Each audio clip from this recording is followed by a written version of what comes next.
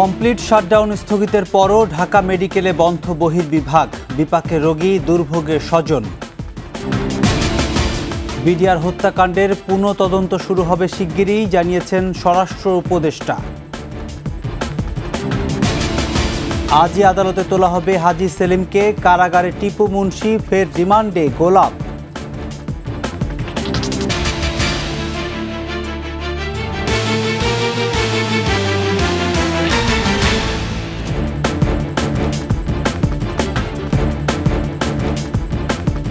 শুনছিলেন সংবাদ শিরোনাম, আমন্ত্রণ ২১শে সংবাদে। সাথে আছি আমি প্রণব চক্রবর্তী।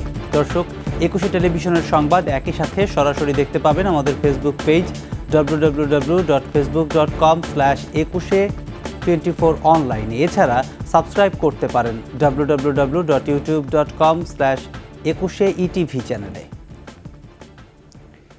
ঢাকা মেডিকেল কলেজ হাসপাতালে চিকিৎসকরা কমপ্লিট শাটডাউন কর্মসূচি স্থগিত করলেও ঢিলেঢালাভাবে চলছে সেবা প্রদান। বহির্বিভাগে চিকিৎসা বন্ধ, নেই ডাক্তারও।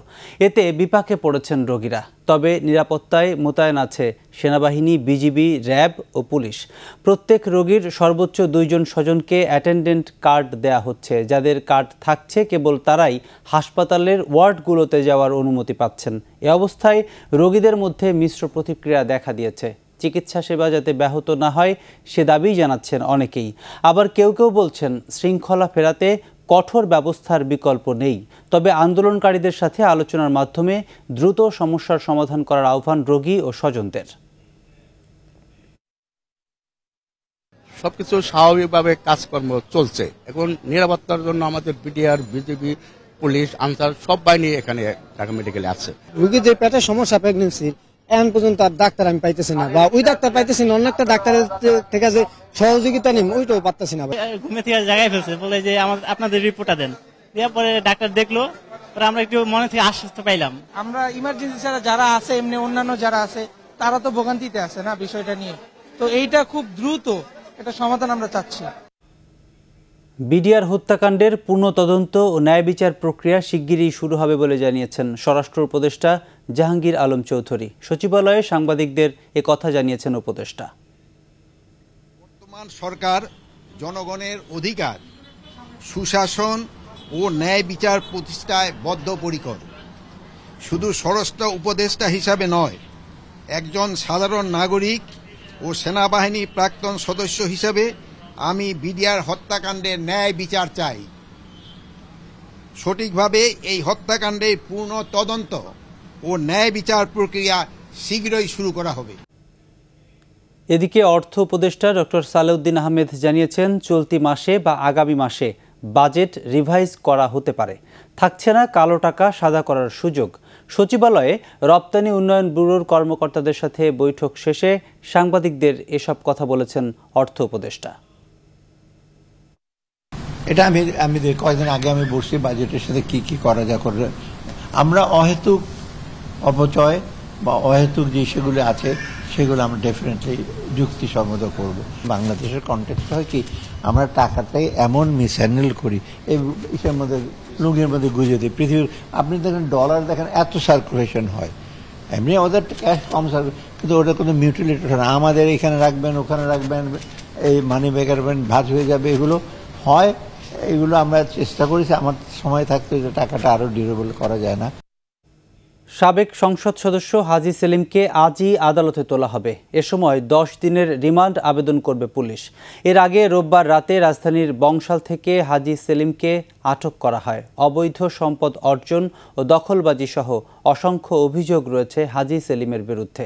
বিস্তারিত জানাচ্ছেন আকবর হোসেন সুমন। কোটা সংস্কার আন্দোলনের সময় শিক্ষার্থীদের তোপের মুখে পড়েন আলোচিত সাবেক সংসদ সদস্য হাজী মোহাম্মদ সেলিম। 5 আগস্ট শেখ হাসিনা নেতৃত্বাধীন সরকারের পতনের পর আত্মগোপনে চলে যান আওয়ামী লীগ নেতারা। হাজী সেলিমও সে সময় গা ঢাকা দেন। মহানগর গোয়েন্দা পুলিশ রোববার রাতে তাকে আটক করে বংশাল থেকে। অবৈধ সম্পদ অর্জনের অভিযোগে দুর্নীতি দমন কমিশনের মামলায় 2008 সালে 13 বছরের সাজা হয় হাজী সেলিমের। পরবর্তীতে 2022 সালে এই সাজা কমিয়ে 10 বছর করে হাইকোর্ট। একসময়ের সোয়ারিঘাটের পান বিক্রেতা এখন দেশের শীর্ষ ধনীদের একজন। বুড়িগঙ্গার তীরে চান্দি ঘাটে ওয়াসার পানির পাম্পের জমি দখল করে সেখানে গড়ে তুলেছেন পেট্রোল পাম্প। এছাড়াও সোয়ারিঘাটে নদী তীর দখল করে চাঁদ সর্দার কোল্ড স্টোরেজ, নবাববাড়ি এলাকায় জগন্নাথ কলেজের ছাত্রাবাস দখল করে গুলশানারা প্লাজা নামে বিশাল ভবন নির্মাণ, আরমানিটোলায় এক বৃদ্ধার সম্পত্তি দখল করে এমটিসি টাওয়ার নির্মাণ এবং নলগোলায় ভাওয়াল রাজার সম্পত্তি দখল করে বিশাল ভবন নির্মাণের অভিযোগ রয়েছে মদিনা গ্রুপের মালিক হাজী সেলিমের বিরুদ্ধে। আকবর হোসেন সুমন, 21 টেলিভিশন, ঢাকা। এদিকে পোশাক কর্মী রুবেল হত্যা মামলায় আওয়ামী লীগের প্রচার প্রকাশনা সম্পাদক আব্দুস সোবহান গোলাপকে ফের 3 দিনের রিমান্ডে পাঠিয়েছেন আদালত। এছাড়া বাড্ডায় সুমন শিকদার হত্যা মামলায় রিমান্ড শেষে সাবেক মন্ত্রী টিপু মুন্সিকে কারাগারে পাঠানো হয়েছে। সকালে শুনানি শেষে ঢাকা মেট্রোপলিটন ম্যাজিস্ট্রেট আদালত এসব আদেশ দেন। এদিন 7 দিনের রিমান্ড শেষে গোলাপকে আদালতে হাজির করে পুনরায় 7 দিনের রিমান্ড চান মামলার তদন্ত কর্মকর্তা আদাবর থানার পরিদর্শক মিন্টু চন্দ্র বণিক। পরে গোলাপের পক্ষে তার আইনজীবী রিমান্ড বাতিল ও জামিন চেয়ে শুনানি করেন। উভয় পক্ষের শুনানি শেষে আদালত আবারও 3 দিনের রিমান্ডের আদেশ দেন। অপরদিকে টিপু মুন্সির জামিন চেয়ে শুনানি করেন আইনজীবী। পরে তাকে কারাগারে পাঠানোর আদেশ দেওয়া হয়।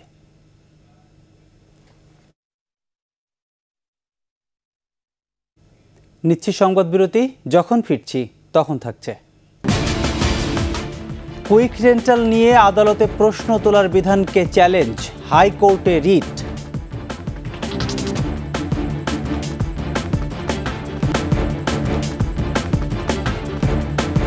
আবারও আমন্ত্রণ 21 সংবাদে। কুইক রেন্টাল বিদ্যুৎ প্রকল্প নিয়ে কোনো আদালতে প্রশ্ন তোলা যাবে না, আইনের এমন বিধান চ্যালেঞ্জ করে হাইকোর্টে রিট দায়ের করা হয়েছে। জনস্বার্থে আইনজীবী তায়েবুল ইসলাম সৌরভ সহ 2 জন আইনজীবী এই রিট দায়ের করেন। একই সাথে মন্ত্রীর পছন্দের ব্যক্তিকে আইন অনুযায়ী কুইক রেন্টালের কাজ দেওয়ার বৈধতাও চ্যালেঞ্জ করা হয়েছে। রিটে বিবাদী করা হয়েছে জ্বালানি সচিব, পেট্রোবাংলার চেয়ারম্যান ও পিডিবি চেয়ারম্যান সহ 5 জনকে। হাইকোর্টের একটি দ্বৈত বেঞ্চে এই রিটের শুনানি হওয়ার কথা রয়েছে। এবারে খেলার সংবাদ।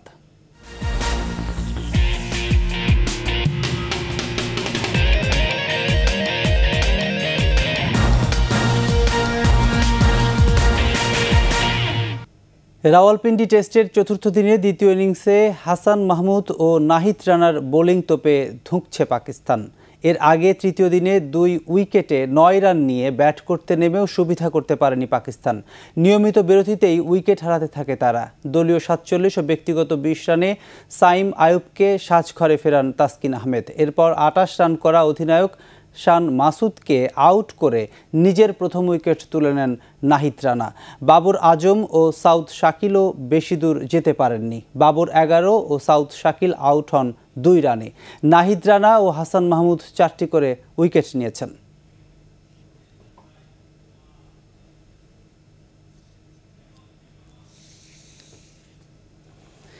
এরই সাথে শেষ করছি 21 সংবাদ। যাবার আগে সংবাদ শিরোনামগুলো আরও একবার।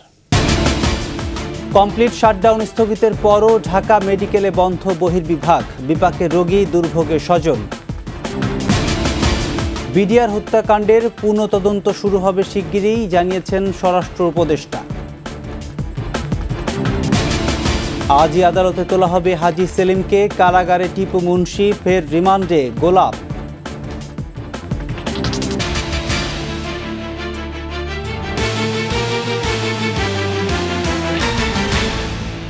দর্শক, সর্বশেষ সংবাদ জানতে ডায়াল করুন 2021 নম্বরে, আর ভিজিট করুন 21-tv.com এই ওয়েবসাইটে। ফেসবুকে ভিজিট করতে পারেন www.facebook.com/2124 অনলাইনে। এছাড়া সাবস্ক্রাইব করতে পারেন www.youtube.com/21etv চ্যানেলে। এতক্ষণ সঙ্গে থাকার জন্য ধন্যবাদ। পরবর্তী সংবাদ বিকেল 4টা 55 মিনিটে দেখার আমন্ত্রণ রইল। 21-এর সাথেই থাকুন।